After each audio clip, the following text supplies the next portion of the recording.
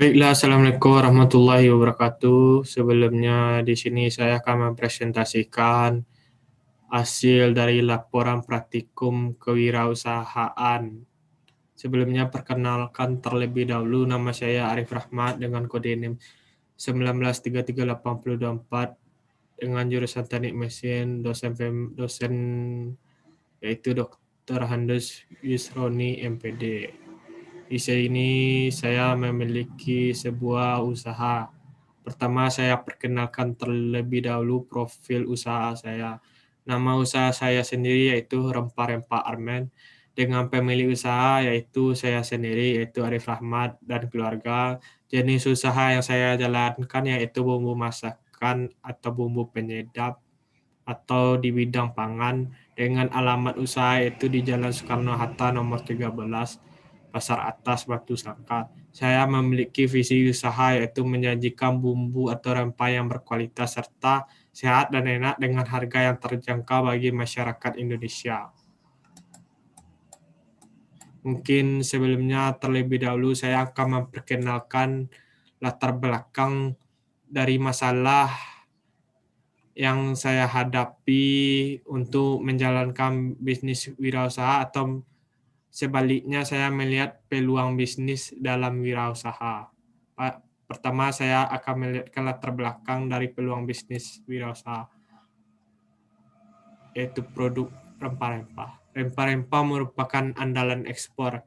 Indonesia dikenal sebagai salah satu negara penghasil rempah-rempah terbaik di dunia berdasarkan data Food and Agriculture Organization atau yang disingkat FAO pada tahun 2016. Indonesia menempati peringkat keempat sebagai penghasil rempah-rempah terbesar di dunia dengan total produksi 113.649 ton serta total nilai ekspornya mencapai 652,3 juta dolar Amerika. Di dunia berdasarkan data Negeri Rempah Foundation yang tercatat ada 400 atau 500 spesies rempah-rempah. Dari jumlah itu 275 diantaranya berada di Asia Tenggara yang didominasi oleh Indonesia. Sehingga Indonesia ini disebut atau memiliki julukan Mother of Spice atau ibunya rempah-rempah atau penyedap. Di Indonesia, rempah-rempah yang terbaik dihasil di kawasan di sejumlah kawasan seperti Sumbar, Pulau Jawa, Kalimantan Tengah, Kalimantan Timur, NTT hingga Papua. Di sini bisa kita lihat dan bisa kita simpulkan dari latar belakang masalah ini bahwasannya saya melihat peluang bisnis yang terutama produk rempah-rempah ini sebagai andalan ekspor karena Indonesia ini dikenal sebagai salah satu penghasil bumbu rempah terbesar di dunia berdasarkan data Food and Agriculture Organization atau FAO. Sebelum Indonesia ini dikenal sebagai rempah-rempah, dulunya Indonesia juga dikenal sebagai negara agraris atau penghasil rempah-rempah terbesar di dunia pada zaman India Belanda. Yaitu India Belanda ini merupakan sebuah memiliki kongsi dagang yaitu VOC. Dulunya VOC ini merupakan sebuah perusahaan yang menghasilkan jumlah keuntungan sangat besar atau profit yang sangat besar melalui usaha produk bumbu penyedap. Dulunya bumbu penyedap ini selain sebagai bumbu rasa makanan juga sebagai pengawet makanan. Bahkan harga untuk satuan bumbu rempah-rempah ini dulunya melebihi harga sebuah emas. Makanya perusahaan VOC dulunya terkenal sebagai perusahaan terbesar di dunia atau kursi dagang terbesar di dunia milik India Belanda. Dari latar belakang ini bisa disimpulkan bahwasannya rempah-rempah ini menjadi andalan komoditas ekspor. Selanjutnya, saya memiliki produk yang saya jual dan saya memiliki keuntungan laba atau rugi produk yang saya jual. Pada minggu pertama, ini merupakan produk-produk utama yang saya jual ya. Pada minggu pertama penjualan bubuk bensin 5 pak dikali 10.000 sama dengan 55.000. Satu paknya itu sekitar 10.000 rupiah. Tapi di sini kan tertulis 55.000 rupiah. 5.000 rupiahnya untuk ongkos pengiriman melalui via online. Selanjutnya untuk penjualan merica 20 kg dikali 10.000, harga 1 kilogram bumbu merica sekitar Rp1.000. Jadi totalnya Rp20.000. Penjualan ketumbar 5 kilo dikali 5 kilogram dikali 100.000, 500.000. Untuk penjualan kayu manis 2 kilogram dikali 100.000 sama dengan 200.000.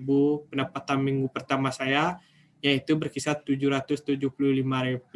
Untuk pendapatan bersihnya tidak termasuk biaya ongkos pengiriman atau membeli barang-barang alat dan bahan dalam pengolahan produk ini. Untuk minggu kedua ini mungkin mengalami peningkatan baik dari kuantitas produk serta kualitasnya. Penjualan bumbu pensin yaitu 11,5 pak, dari yang 5 pak menjadi 11,5 pak, mengalami kenaikan kuantitas dikalikan dengan 10.000, jadi totalnya 115.000. Penjual bumbu merica 80 kg sekitar Rp10.000 dikali Rp80.000. Penjualan ketumbar sekitar 5 kg porsi dikali Rp100.000, 500.000. Penjualan kayu manis 8 kg dikali Rp35.000, Rp275.000. Pendapatan minggu kedua saya mengalami peningkatan profit dari yang Rp775.000 menjadi Rp975.000. Untuk pendapatan bersihnya tidak dikurangi biaya alat, ongkos, serta bahan produksi. Jadi total laba bersih dari minggu pertama dan minggu kedua yaitu sekitar Rp775.000 ditambah Rp970.000. Jadi totalnya yaitu Rp1.745.000. Selanjutnya untuk biaya tetap atau fixed cost yaitu alat-alat yang saya beli, yaitu pertama saya membeli kompor gas untuk memasak bahan-bahan mentahnya menjadi halus, yaitu kompor gas 1 buah harga satunya Rp100.000, jumlah harga Rp100.000, tabung gas 1 buah Rp150.000. Untuk kukusan 1 buah ini Rp75.000, mesin giling untuk menggiling merica ketumbar jumlah harga 1 buah Rp120.000. Jadi jumlah harganya yaitu Rp100.000 ditambah Rp150.000 ditambah Rp75.000 ditambah Rp120.000, jadi Rp445.000. Pada minggu pertama itu kan kita mengalami keuntungan Rp775.000 tanpa adanya pemotongan. Maka untuk minggu keduanya dipotong minggu pertama keuntungannya untuk membeli barang-barang tersebut untuk menambah kuantitas produk, kan mengalami kenaikan dari minggu pertama ini. Ini slide-nya, tunggu sebentar, ini slide-nya dari 775.000 menjadi 970.000, mengalami keuntungan dari jumlah kuantitas alat yang ditambah, mengalami keuntungan kuantitas produksi atau bahan. Selanjutnya pada slide berikutnya untuk biaya variabel atau variabel cost per produksi. Ini sebagian ada yang saya jual mentah, sebagian diolah menjadi bumbu pensin. Untuk nama barang-barang yang saya jual ini merupakan barang utama, ada sebagian barang cadang atau tambahan. Yang pertama, minyak miso 500 gram Rp10.000, susu cair 2 SDM Rp1.000, telur ayam 3 butir 4.500, tepung sagu 50 gram 3.000, tepung maizena 50 gram 3.000, bawang merah yang dihaluskan 10 siung 3.000, garam 1 SDM 500, merica 1 sendok 500, kaldu bumbu rasa ayam 2.500, mara bagarin 2 sendok 1.500, sasa 1,2500, bawang putih yang dihaluskan 5 siung 1.000, panir 1 ons 1.000, telur 1 butir 1.500, tepung roti 2 gram 5.000, minyak goreng minyak goreng 1,2 liter 3.000, saus tomat 1 botol 1.500. Jadi total untuk bahannya itu 43.500. Ini untuk total biaya bahan utama ada sebagian bahan cadangan. Untuk minggu pertama ini, mungkin minggu kedua ditambah 43.500 ditambah 43.500, jadi totalnya 87.000. Dari usaha yang saya jalankan, maka saya mengevaluasi apa saja kesalahan-kesalahan yang terjadi pada usaha yang saya jalankan. Evaluasi perkembangan usaha. Evaluasi pada usaha minggu pertama, evaluasi perkembangan pasar, saya melihatnya untuk penjualan saya harus lebih giat lagi untuk melakukan kegiatan promosi, diskon, dan pengurangan biaya untuk meningkatkan minat konsumen terhadap produk yang saya jual. Untuk evaluasi produknya, yang pertama memperbanyak variasi rasa penyedap, karena variasi sebelumnya cuma menjual bumbu pensil, merica, itu pun yang utama, tak ada penambahan. Selanjutnya meningkatkan kualitas kemasan agar pembeli semakin tertarik. Dari kemasan yang berplastik, mungkin saya jual ada yang kemasan berbentuk kaca atau botol, ataupun dalam bentuk kotak untuk kuantitas dengan jumlah yang besar. Kalau untuk yang plastik, palingan jualannya encer. Untuk saat ini, untuk evaluasi SDM, untuk saat ini usaha ini belum terlalu memerlukan karyawan karena keterbatasan biaya produksinya.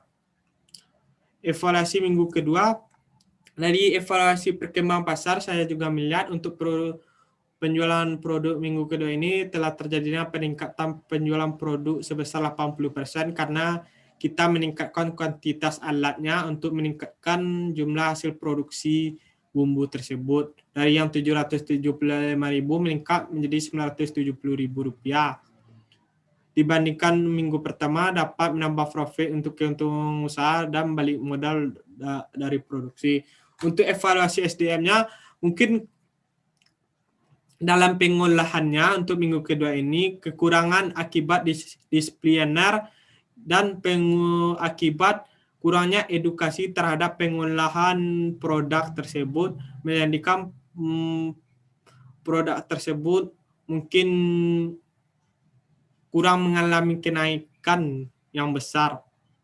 Maka diberikan edukasi terhadap prospek bisnis yang salah jalankan serta meningkatkan mutu kerja dari karyawan. Selanjutnya itu tindak lanjut. Saya akan melanjutkan usaha ini karena saya melihat dari prospek dari usaha ini, saya akan mengembangkan usaha ini lebih jauh lagi.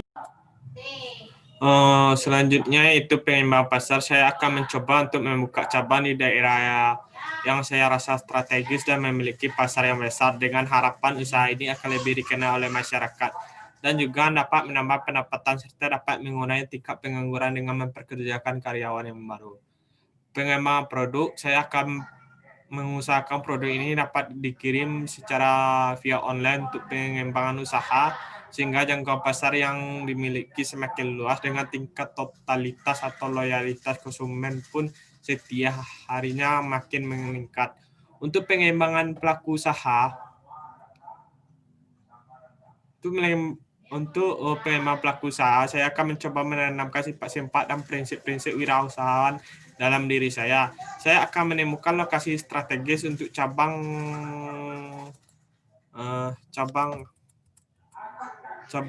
produk saya yang akan membutuhkan tenaga kerja yang mau bekerja keras secara tekun, bertalenta, sabar, dan kerja keras. Dalam target marketing strategi saya yang terakhir, jujur merupakan suatu kepercayaan yang adalah aset terbesar paling berharga dari seorang pengusahawan atau wirausahawan. Mungkin itu saja yang bisa dapat saya sampaikan. Sekian, terima kasih. Kalau ada kesalahan, mohon maaf. Assalamualaikum warahmatullahi wabarakatuh.